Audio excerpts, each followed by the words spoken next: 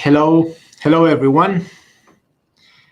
Thank you, all of you, for being here in this telematic event. Let me thank you everyone from the INCIPE and everyone from the Fundación España, Estados Unidos. And we're here today, and we're very proud and honored to be here today with Congressman Pete Sessions.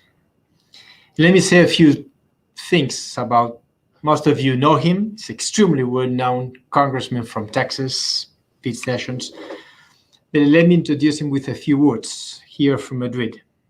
All of you know that he's a proven conservative leader.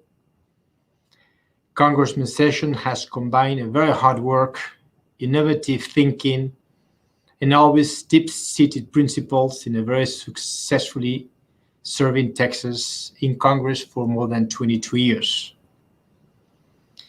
Today, he represents Central Texas 17th Congressional District.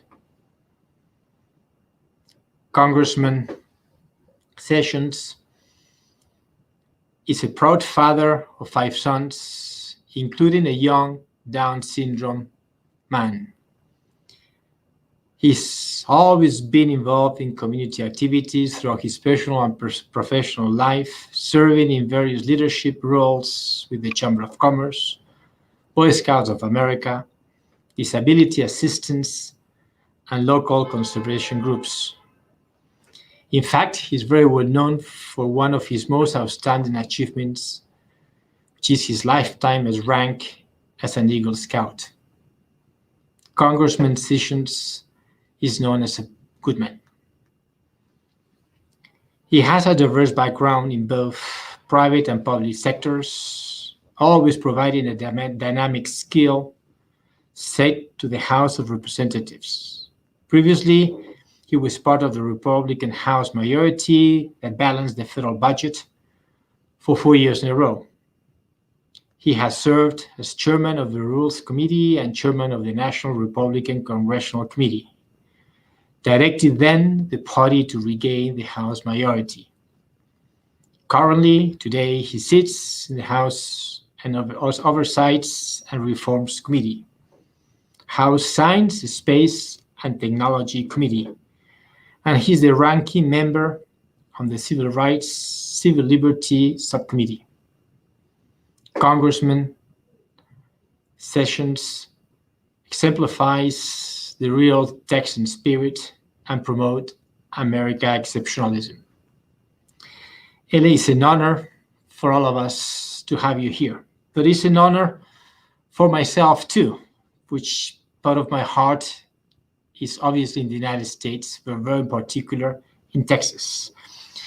And Congressman, let me tell you why. Last night when I was prepared for this event, I sneaked into my father's office and I found something that I knew he had, and he had behind his desk. And it's a diploma here that says that José Yadó, at that time he was ambassador in of Spain in the U.S. He was commissioned as honorary Texas citizen, and that was 40 years ago, 16th day of November, 1981. And it was signed by the very well-known, Texas Governor William Clements Jr. So with this, Congressman Pete Sessions, I want to thank you for being here. It is very important for INCIPE. It is a privilege for the Fundación España, Estados Unidos, and it's a great honor for me. And let me welcome now, if you wish, Ambassador Manuel Jarreta, whom is going to moderate this event. Ambassador, you're on the screen, not the floor, but the screen.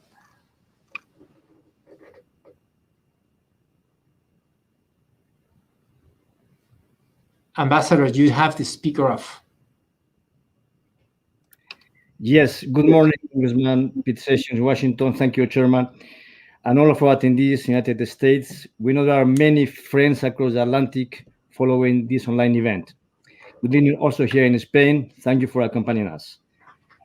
We know there's a very hectic days in Washington, D.C., so you have, Congressman, very tight agenda. I've been informed that you should leave before the hour, so we are going to be very, very quick in this presentation.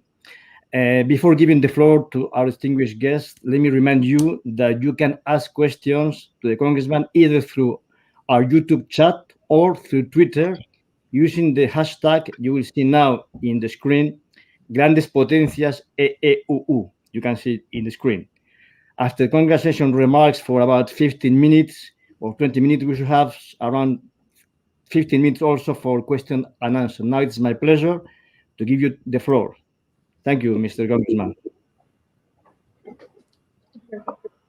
Good morning and thank you. Mr. President, thank you so much for allowing me to speak to your council.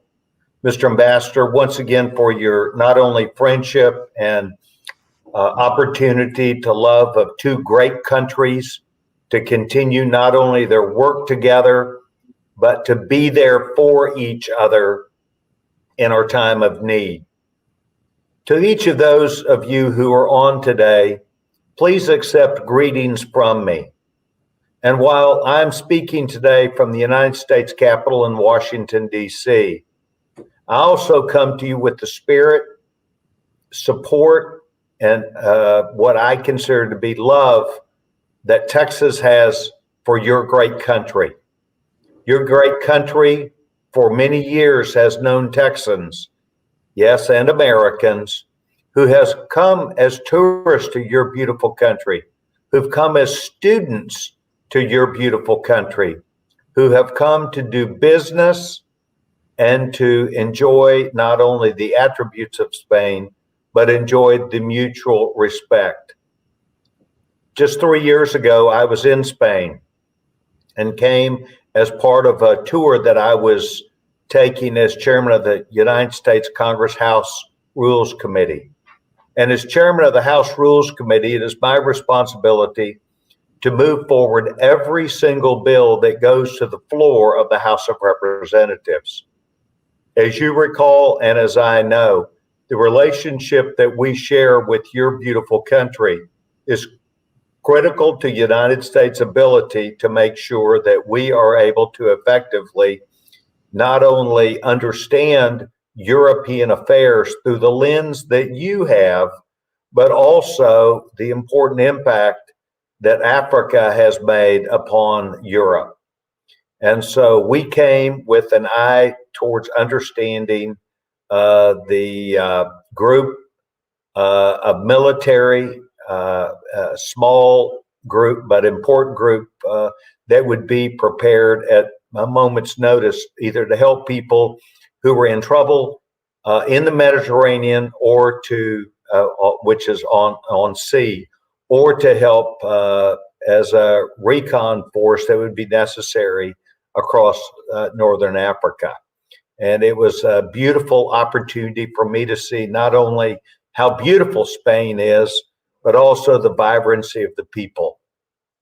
Today, 3 years later, I speak to you not only still as a friend, but as an opportunity for us to try and bind ourselves even closer together. The effects of COVID have been very difficult on the entire world. Your country, my country, and all the countries that we do business with are in the midst of this pandemic. This pandemic is something that has taken lives. It has taken a toll on employment. It has been difficult on a country's resources, and it has strained many of us beyond the views that we thought we would ever be in 2020. But we're there. I would like to offer you my view today that we are turning a corner that I believe and hope you are too. Not only with the advent of now the 3 vaccines that are available, but the opportunity for us to make sure that as this robust vaccine delivery takes place, that Spain will be a part of that. That you will be able to not just inoculate yourself, but protect yourself, your economy, your families, and then ultimately protecting our children.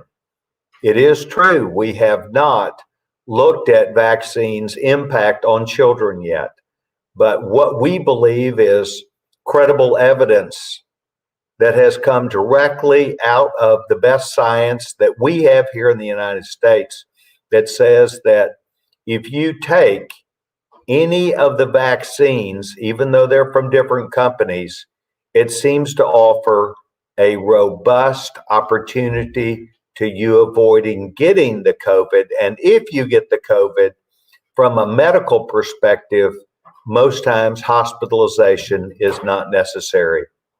Where are we aiming next? We're going to have to aim next at making sure that we are looking at the impact upon people who may have had COVID and may have been asymptomatic or might not have, or they may have gone to the hospital, but they survived it. And we believe long term, there's going to be an impact there. You should expect that the United States of America, your great partner in this world, will not only be after that answer, but will be prepared to share that with you as deserving friends.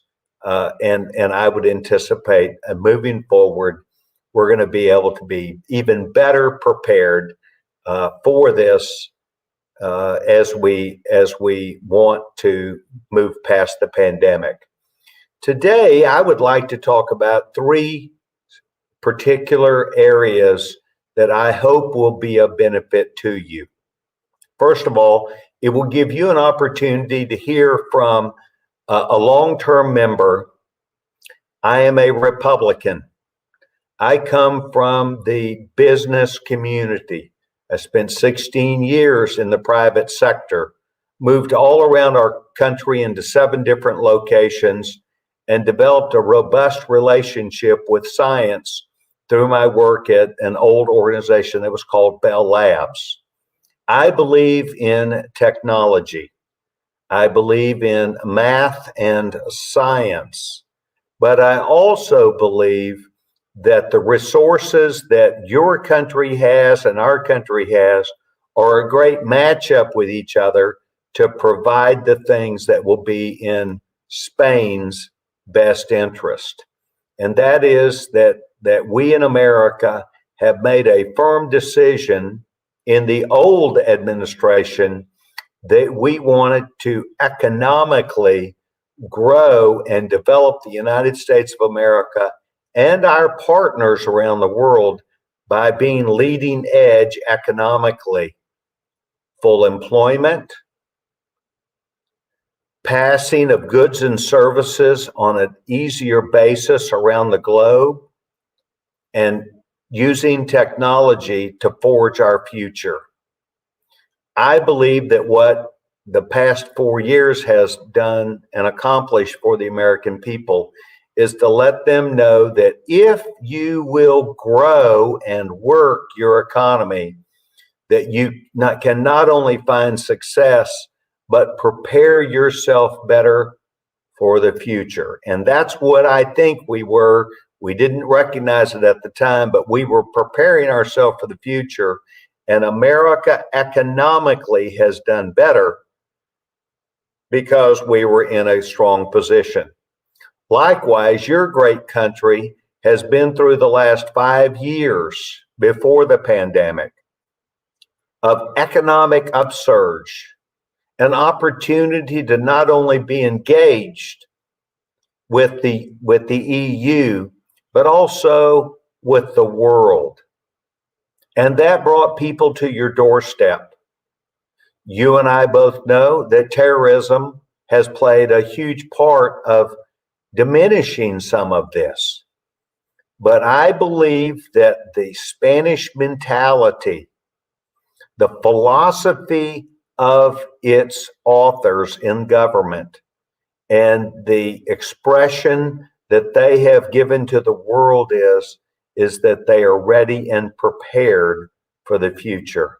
This is the same kind of experience that I grew up with as a little boy, and hearing about the Spanish conquerors, those Spanish explorers who went throughout the world.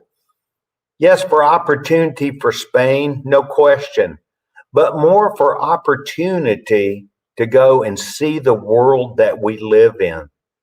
So I grew up as a young child knowing about the Spanish explorers, knowing about the love of life and the opportunity that they would bring to other cultures. The last 5 years have been good for Spain. COVID has put a tremendous dent on not only the physical toll on people, but also on the economy and in particular on young people. It's done the same thing here in the United States. It has in some ways diminished the opportunity for younger people, including probably 19 and below, although some could suggest in their 30s, who are just beginning in their work relationship. It has put them in a position that we need to recognize and work with. So these opportunities that in particular you have, I encourage this council to look at not just what the International Monetary Fund says about your great nation, about the things we need to point at, but also the things that you know, and to go back to the well, so to speak, and recreate the strong relationships. As an American and a Texan, your young ambassador knows that I am prepared to make sure that the opportunity for the greatest state in the United States, the state that is seen as the growth model, head of technology, the opportunity for a robust future resides with Texas, with Texans, but it's based on the philosophy of freedom and opportunity. And that matches up well with your great nation. So I will tell you that I wanted to cover a couple of things. First of all, to reiterate how great your country is, to make sure you know that America seeks a stronger and better relationship with you, for you to know that I used to serve as a member of the free enterprise system, technology. I also served as the chairman of the board of a chamber where we recognize the interaction of countries just like you, who as explorers and conquerors would have the lion spirit within your heart to get up every day and go represent your great nation, to find those people like Americans and Texans who you would want a partnership, and for us to know that we can beat not only COVID, but other things that come into our vision. And lastly, I told the young ambassador that I would look forward to coming over as soon as this COVID experience is done. And I would expect to bring other members of Congress, and I will let the young ambassador decide who those right people might be. But I would encourage you, Mr. President, to please talk to your members about the kind of relationship that you would want with the United States, in particular with people, industry, technology, and manufacturing that would be in your best interest to partner with in the future. With that said, Mr. President, I want to make myself open and available for any question that you or your colleagues may have. Thank you very much. Thank you, Mr. Ambassador. So thank you very much. I don't know how many times we have from now on, Congressman. Well, I think we've got at least 8 or 9 minutes. Okay. And we're hoping that if the bells go off, then you know I've got to run in a bit. But I think safely to say, sir, we have at least 10 to 12 minutes. Thank you very much. We appreciate it. First of all, thank you for your hard-moving remarks about relation between Spain and Texas. I have a first question from a good friend from the United States who says that, Congressman Sessions, what are the 3 top legislative priorities which you vocally support on behalf of your Hispanic constituents in the 17th Congressional District and in Texas? Thank you very much. The 17th Congressional District of Texas is in the center of Texas and has become increasingly a high-tech area. Why do I say this? I say this because on one end of the district, we have a company that is called SpaceX. And SpaceX, for those of you who have watched technology, is a leading edge company that has revolutionized not only batteries, but also NASA, space exploration, with the opportunity to utilize our very best of math and science and quantum physics for the benefit of studying not only about our Earth, but also to look to the heavens that our God has formed to see what else is out there, to learn other opportunities that are in our future. And SpaceX has completely repolarized that. They think about things in a mathematical perspective, but they think about achieving things rather than just getting things done. SpaceX is in Waco, Texas. On the other end of the district, about 90 miles away, we have the largest university in America, and it has only just taken that status. It is called Texas A&M, and it is this year expected to get, if I'm successful, about $1 billion out of appropriations in Washington, D.C. from the United States Congress, in working with my colleagues and the United States Senate and the administration on important elements of mathematics, physics, chemistry, and basic science. They are not only turning around answers to problems, but they are being leading edge about where we're going to go.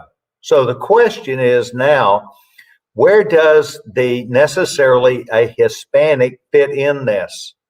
I'm pleased to tell you that the United States of America, in our educational systems and program, have a huge advantage because we have administrators and teachers, including the new president of Texas A&M, that come with the distinction of a Spanish surname and background and understanding.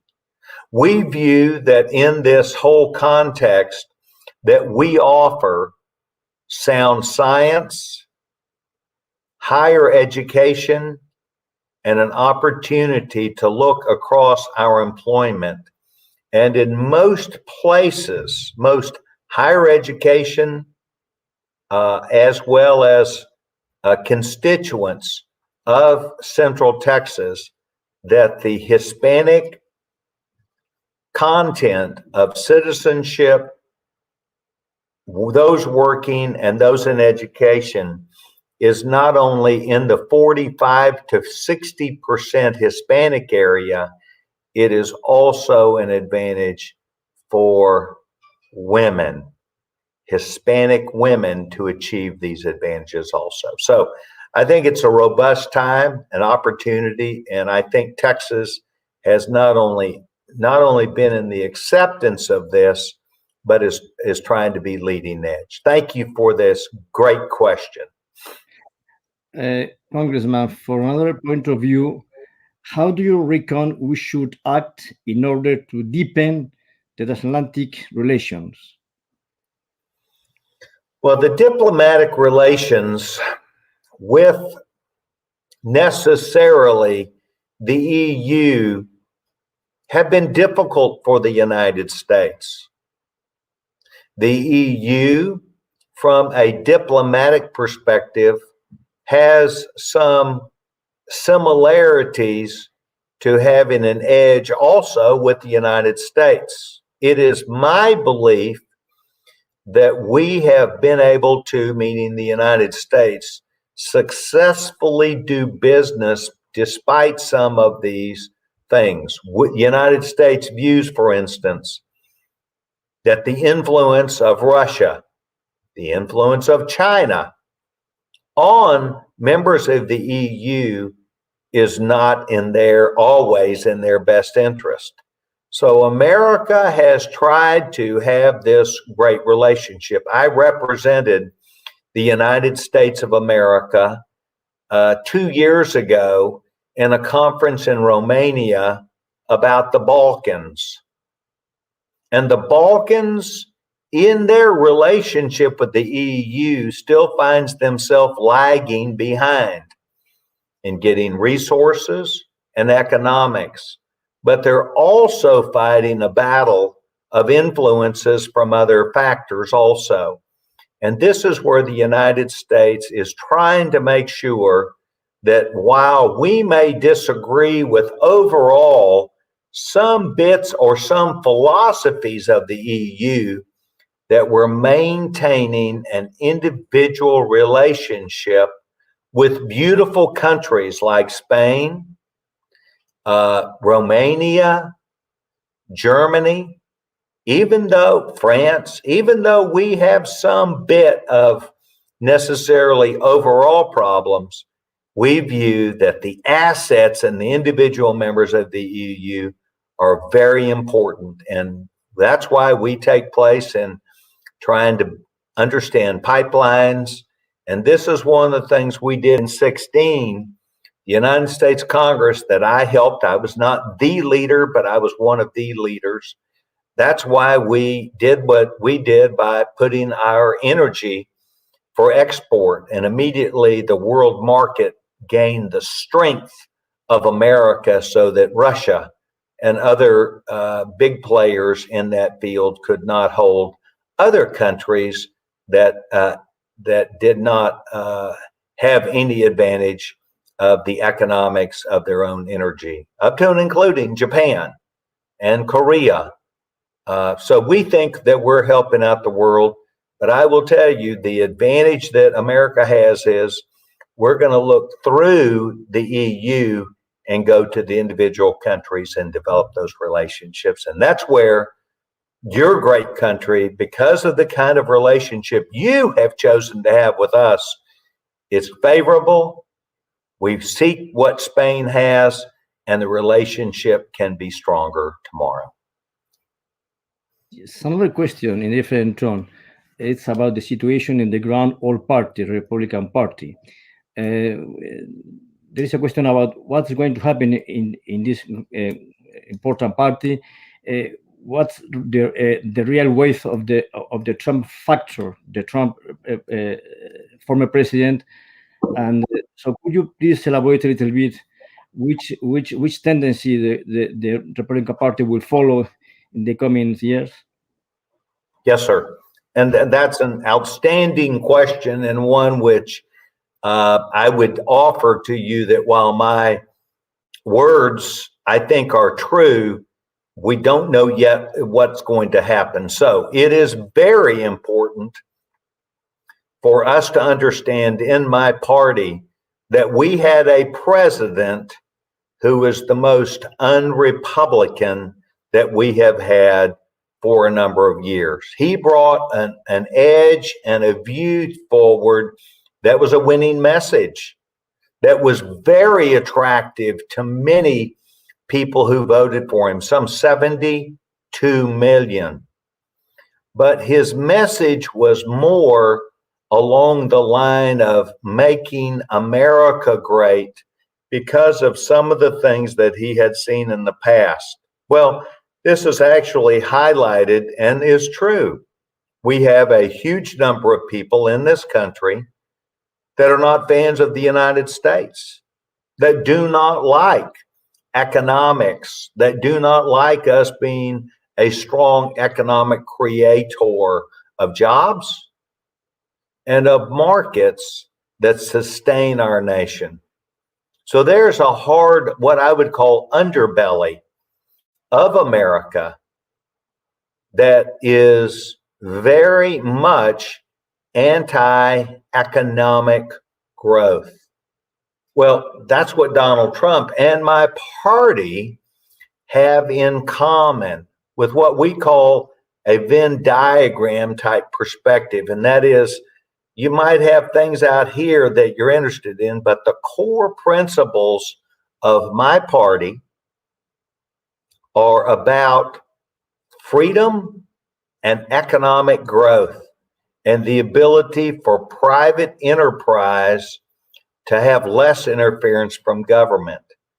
And Donald Trump excelled just so much in that regard that it spilled over because it tended to bring an attack from the other side. And he seemingly enjoyed that. So the question is now that we have a new president, how will my party be seen? Well, my party is going to be seen as we are all for economic growth and development. We're all for education and a chance to have freedom where people can make their own decisions and where we have a limited national government. So it's up to the United States now, Republican members, to offer a different vision now that President Trump had his success. Now for us to look at what President Biden and his party that have gone dramatically to the left, how are we going to effectively sell the notion that that is not good for business, that raises our debt, which diminishes our ability to effectively have recovery, and it takes away, in my opinion, the opportunity for people to go work hard and have jobs. It's now overlaid with government control. So what do I think? I think my party is going to do well. I think our message of hard work and entrepreneurship beats the stuffings out of having government involved in our life. Thank you for the question. It's to be seen whether I'm even close to being right. Yes, Congressman, can you take two more questions? Have you? Yes, sir. Okay, first question. Do you think the U.S. is on the decline as China rises? This is certainly one of the parts that is apparent to me, was apparent to me back in the early 90s. My father, Judge William Sessions, served as the director of the Federal Bureau of Investigation, known as the FBI. He visited your beautiful country many times with the purposes of what we understood of freedoms and against tyranny and against theft. China has been engaged in stealing technology, taking things that were developed in the world where we respect rule of law, and they have been able to turn this into their advantage. Yes, I have seen many times where they use this in their own economics. But more importantly, what is, you want me to vote real fast? It's just a roll call. It's just a roll call. It's just a roll call. And excuse me for just a second. Was this an aye? What is it? Yes. Sessions, aye. So it has given an opportunity and a rise to China, who has built their economy off them being very smart, but them taking what was developed without regard for intellectual property and enumerating for that. So is America going to be in second place? No, sir. We're not going to allow that to happen. We believe that when you look at China and the way they operate, it is against the best interest of the vast majority of Chinese. But it's up to us to make what we do work here. And if we keep bringing people in our country who want to diminish what we are and move to socialism, then we quit being that mountain that produces its own weather. Thank you. Okay, last question, Congressman. Recently, the Senate approved this $1.9 trillion US package, stimulus package, and it seems that every Republican congressman and every Republican senator are against this stimulus package. We would like to know, if possible, what are the reasons behind this solid position of the Republican Party against this stimulus package in times when it seems that the states need to have stimulus measures to move forward the economy. Thank you for your question. I get it. I get it that we're trying to be seen as someone that is against something. In fact, we would have and did ask to be a part of the ideas for the creation of this. And the bottom line is that only 10% of this actually goes for COVID response. That's okay. 10% was on top of some $3 trillion that has already been given. That money is there and is providing the fixes for states and to reimburse people for this undertaking. The question is the other things that get added also. For instance, the Speaker of the House, Mrs. Pelosi, made sure that she put in a huge light rail project in California. There are hundreds of millions, billions of dollars that are being used for things unrelated. We believe as Republicans that if we continue to spend, once again now, almost $5 trillion in over just right at a year, it will diminish our recovery. But what is overwhelming is 2 points. Number one, that we believe we're on the backside of this. We believe we should empower people to go back to work. The vaccines are now available. Tens of thousands of people on a priority basis, including elderly people, including teachers, including law enforcement officers, and primary contact people with the public, is being accomplished. We believe some money is necessary to help individuals, but we do not believe that it is proper or right to spend the last $900 billion to add it onto the debt for our children and grandchildren. There's overwhelmingly a question that is being asked: how would we ever expect to pay this back, knowing that just like what your country's citizens would face with paying for debt? And this is something that has dogged and been a detriment to people in the EU, people who went on tough times, but people who counted on debt to move them forward rather than working through their problems, perhaps austerity, towards that answer. I don't know. You might say, well, maybe that sounds like Greece to me. Okay, perhaps I meant that.